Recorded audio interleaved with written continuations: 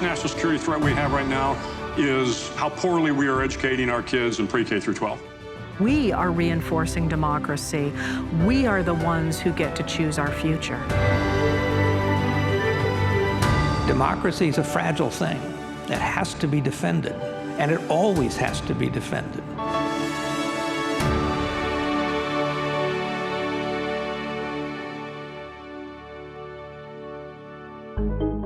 Welcome to the LBJ Presidential Library in Austin, Texas. I'm Mark Updegrove. As an author, journalist, television commentator, and CEO of the LBJ Foundation, I've had the privilege of talking to some of the biggest names and best minds of our day about our nation's rich history and the pressing issues of our times. Now we bring those conversations straight to you. In this series, we'll explore America in all its complexity, what our extraordinary but often tempestuous history says about who we are as a people and the formidable challenges we face today. We begin with the author of the best-selling book, Democracy Awakening, Boston College professor Heather Cox Richardson. Her daily newsletter, Letters from an American, reaching well over 1 million subscribers, puts our history in context and shows us that we've overcome major challenges to our democracy before, emerging stronger as a nation, while reminding us that our future is in our own hands. Heather Cox Richardson, welcome. It's lovely to be here. So many people know you because of your daily newsletter, Letters from an American. How did that start? What was the impetus of Letters from an American? Well, I didn't set out to write them. I was writing at the time an essay a week on Facebook and hadn't done it for a while, and people were starting to worry about me. And I happened to sit down on September 15th, 2019, to write an essay about what the U.S. looked like to me that day. And there were so many questions and so many comments that poured in because that was right at the moment when we knew there was a whistleblower that had suggested there was something untoward happening in the Trump administration about some phone call that people were curious about and wanted to know how that system worked. And so not on the 16th, but on the 17th, I started answering some of those questions from my expertise as a political historian and somebody who studied both the presidency and Congress. And then people asked more and more and more questions, and I've been writing ever since. What have you learned about Americans by doing Letters from an American? I have learned that Americans are really decent people, and they're really smart people, and they're really creative people, and there is a large majority of people who have not been able to make their voices heard for a long time, and they are starting to do so. And it's a really heartening and an exciting time to be in this country and to watch that sleeping giant waking up. What has awakened the sleeping giant? I think the realization that our government is no longer representative, that it has tended, especially since 2015, to respond to a very small group of extremists who are trying to force on us a system of government and rules that we actually don't want as a majority. And that realization that was made clear, of course, so dramatically during the Trump years, but even since then, has made a lot of people say, listen, I might not agree with you about many issues. I may not agree with you about taxes or finances or immigration or cities or rural broadband, but I can agree that these are decisions that we as a people need to make as a majority, not kowtowing to a very small minority that is trying to impose their will on the rest of us. And that echoes our past and is the United States at its strongest, I think. So let me talk about the past in a moment, but I want to quote you to your earlier point from your latest book, Democracy Awakening, which you begin provocatively with these words. America is at a crossroads. A country that once stood as the global symbol of democracy has been teetering on the brink of authoritarianism. How did it come to this? In a nutshell, I think coming out of World War II, the 1950s, the 1960s, and the 1970s, The majority of Americans believed that the government had a role to play regulating business, providing a basic social safety net, promoting infrastructure, and protecting civil rights. And there was such a consensus around that. It even got its own name, the liberal consensus. And that was not just people in the Democratic Party, it was people in the Republican Party as well. There was this consensus that even though you disagreed about the pieces of that, that's what the government should do. And because we believed that was the case, we stopped protecting it. We stopped talking about democracy. We stopped talking about majority rule. We stopped talking about the common good, and instead assumed that it would always be there. And that left an opening for people who wanted to get rid of that, who wanted to take us back to the period before we had that consensus, back to the 1920s when the government didn't do any of those things, to come in like a wrecking ball and try and tear that consensus apart and put themselves into power. So I think there's been this slow movement in which people were playing on the surface and didn't recognize that what was really going on was an attempt to tear apart a much larger idea of what America was supposed to be about. So I think people weren't paying attention in a way, to make it short, and now they are. They've woken up and are saying, wait a minute, we may disagree, but we do agree on the idea that the government has a role to play in these areas where it has been for the last, at this point, almost 100 years. But we learn from your work, Heather, when we look back at our history, that we've had a very fickle relationship with democracy almost from the beginning. And you see these cycles through American history when a minority, a radical minority, tries to more or less take control of the government, only to awaken the citizenship who ultimately overcomes this effort. Give me, what is the best example of that when you look at our history? Well, I would say overcomes it and expands it. I mean, one of the hallmarks that you're talking about is very true. There's always been this group of a political minority, I would emphasize, and it's a political minority that tends to be extraordinarily wealthy compared to the rest of us. But when that has happened in the past, people have in fact woken up and seen the rise of an oligarchy that looks like it's going to destroy our democracy, and they have managed to push back and expand our democracy to include more and more different groups that have been excluded before, marginalized groups that have been excluded before. So we do have that long-standing pattern, and I could point to any number of things. I mean, you know, somewhat often I point to the 1850s and how in that period it looked very much as if the elite enslavers in the American South had taken over our government. They had the presidency, they had the Supreme Court, they had the Senate, and they were making inroads in the House of Representatives. But when in fact they managed to spread the concept that human enslavement should be able to take over the American West, where the states there, the eventual states there would work with the American South to take over the entire country, making the entire country dominated by enslavers. At that point, Americans who, again, disagreed about a lot of things said, well, wait a minute, and began to organize first a new political party. That's going to be the Republican Party that is organized by 1856. It's going to have a new ideology by 1859, articulated by Abraham Lincoln, saying, wait a minute, the government's not supposed to work just for the rich, it's supposed to work for everybody. And he came up with an ideology behind that. And by 1863, he has signed the Emancipation Proclamation, undermining human enslavement in the United States from that point on. And by late 1863, he's given the Gettysburg Address, saying that this country needs a new birth of freedom and a country that is based on the idea of a government that works for everybody, a government of the people, by the people, and for the people. So historically, that is the closest parallel, I think, but it's really important to think, for example, about the 20th century civil rights movement, which came out of a period in which we really did have one-party rule and the idea of people being better than others on the basis of their race in the American South from about 1874 to 1965. And from that period, which certainly if you were living in the American South in the 1920s or the 1930s or the 1940s, you would not look at the conditions under which Black Americans were living and say, oh, this is going to change. And it's certainly not going to change when the people who were holding all the cards were white men. And yet it did.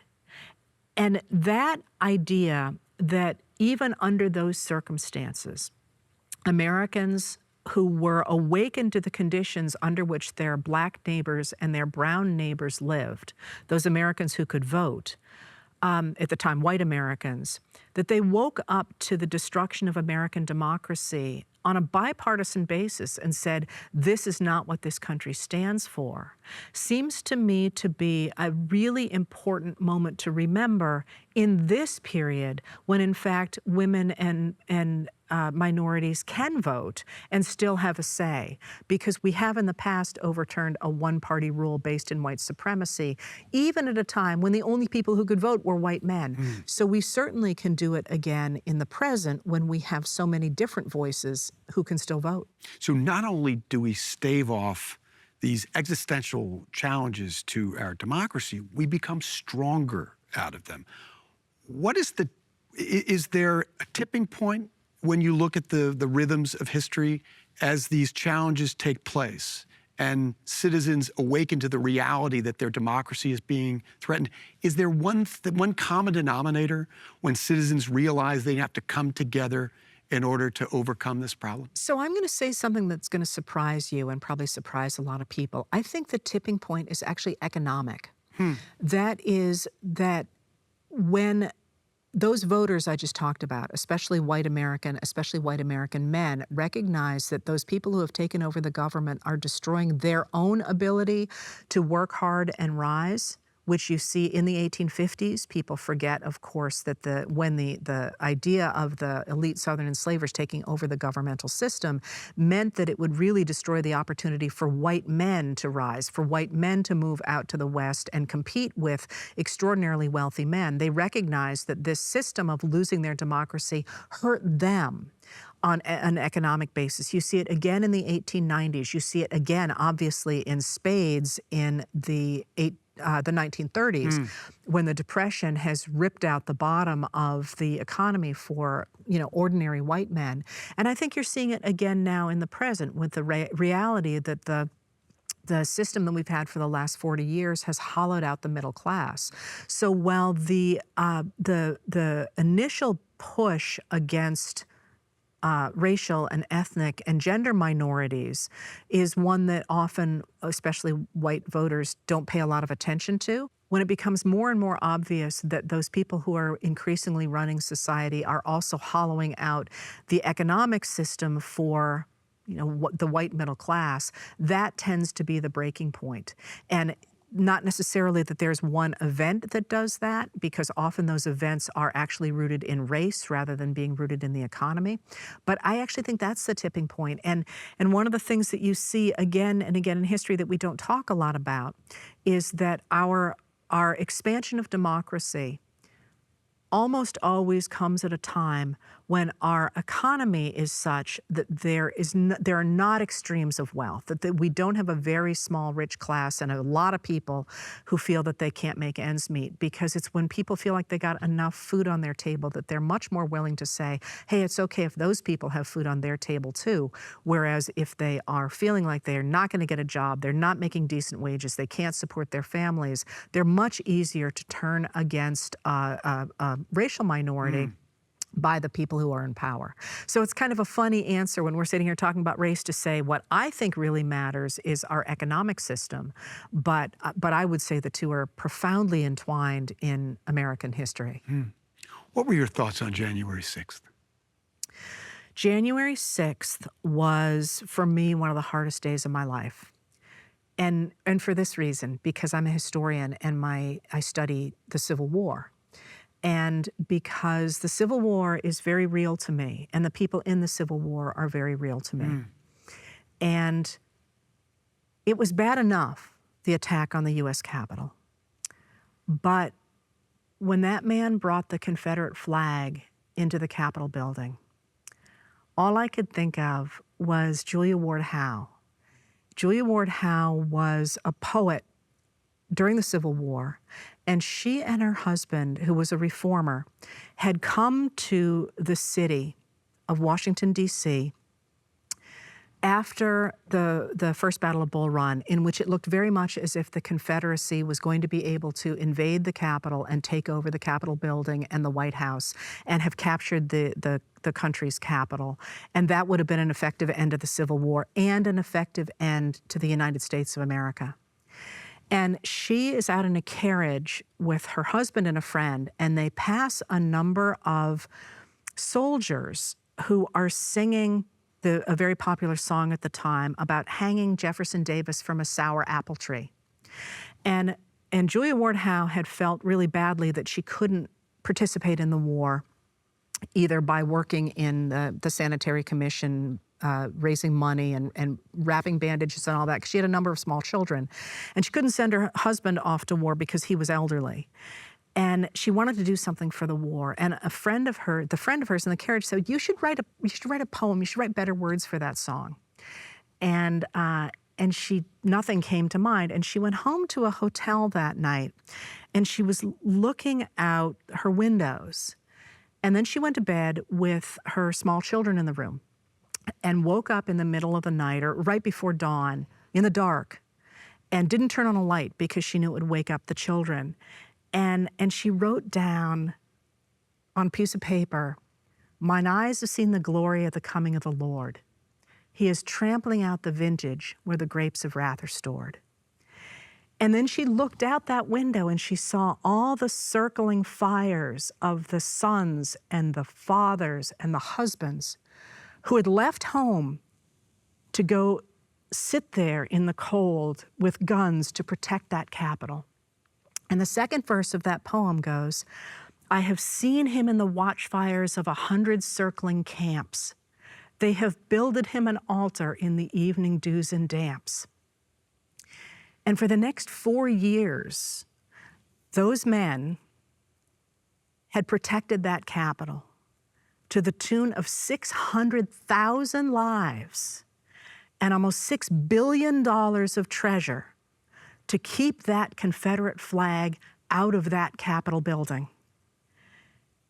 And when I saw that flag go into that Capitol and saw an American president backing those people and members of our Congress cheering them on and taking their side, I was offended not only for our moment, but for all those people who since 1861 had kept the concept of American democracy alive and the idea that we all have a right to have a say in our government and that we all have a right to be treated equally before the law, be overturned in that moment by putting that flag in that Capitol.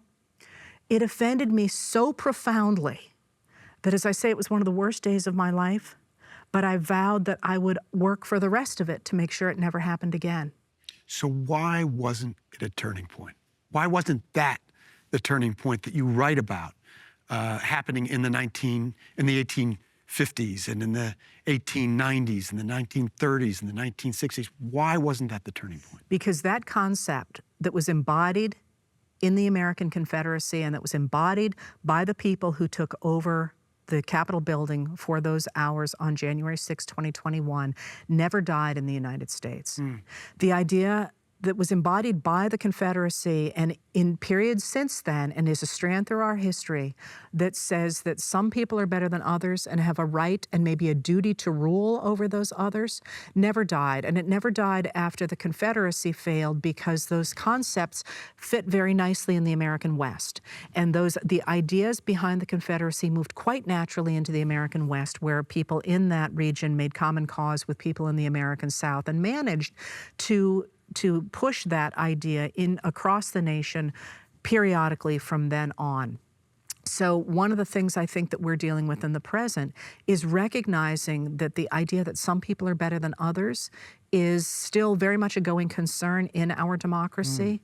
And at this moment, there are a number of people who believe that, in fact, they do have the right to tell the rest of us how to live our lives. And that, I think, is really important to remember, because we often don't talk about that strand that runs through our history. And it certainly has been part of our history since the very beginning. Do you believe in American exceptionalism? I believe that every country has its own unique story. But American exceptionalism, the concept of American exceptionalism, comes out of the late 19th century and argues that because of American democracy, America is better than other countries. I think it is possible to understand that countries have their own stories without saying that some people are better than others, which applies not only within the United States, but also internationally. So do I believe that America has its own story that we should study, that we need to understand, that says a lot about where we have been and where we are going? Yes. Do I believe that that makes us better than other countries? 1,000% no. And often those things get conflated. People think that if you want to study the United States, it means you believe that America is better than other countries.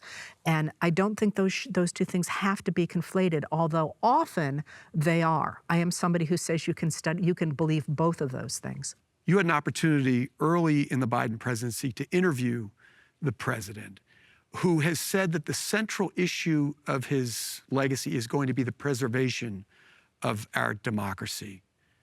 In your view, how is he doing? I think President Joe Biden is a transformative president. He is the person who is taking that attempt to pull apart the liberal consensus and putting a stop to it, trying to reinstate that liberal consensus, trying to get us to work together again, trying to create an economy that is not working just for a very few wealthy people, but it rather is working for the vast majority of Americans. He is trying to resurrect the post-World War II international agreements that managed to make it possible for countries to settle their differences without going into major conflicts. We certainly have had conflicts since World War II, but we have not had World War III. And one of the ways that we have managed to avoid that is by having these international agreements, the rules-based international order that had eroded so dramatically, especially during the Trump administration when the former president tried to get rid of NATO, for example, and really was bolstering people like Viktor Orban in Hungary or Vladimir Putin in Russia. And the idea of shoring up these alliances, the idea that people can work together even across international lines, and resurrecting those philosophical concepts, I think, has been an enormous change.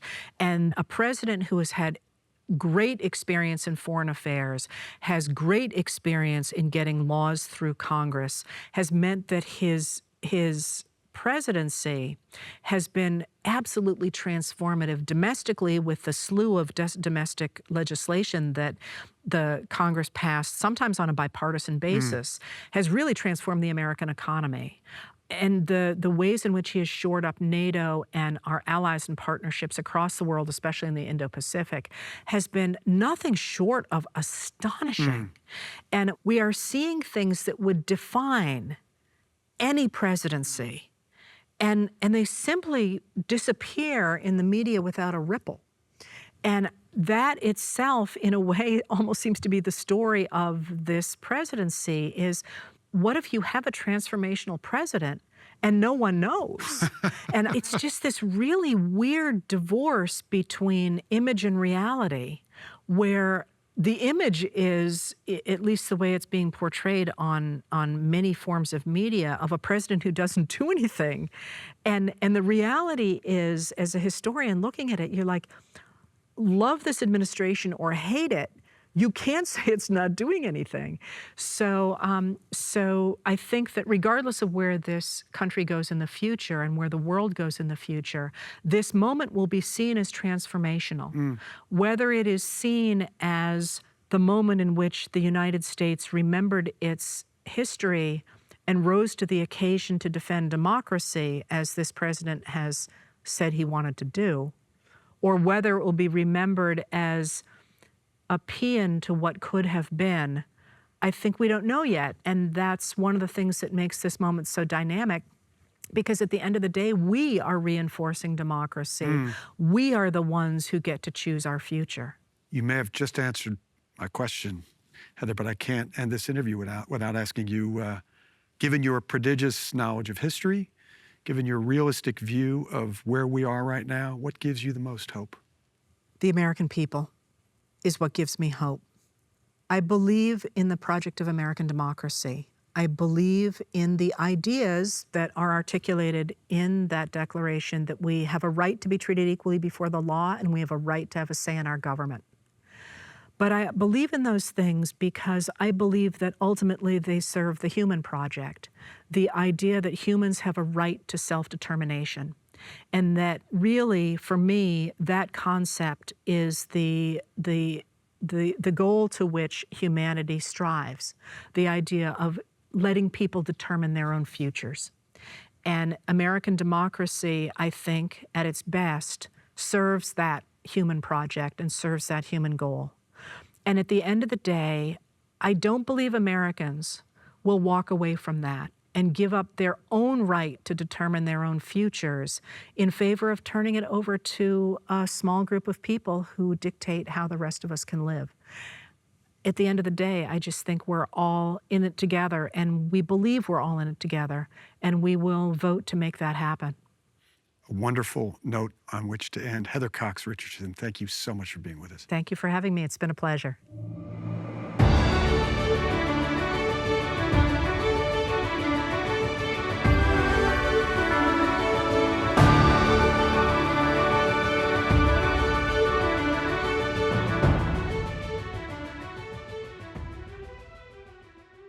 This program was funded by the following: Joni and Joe Latimer, Linda Johnson Robb and family, BP America, and also by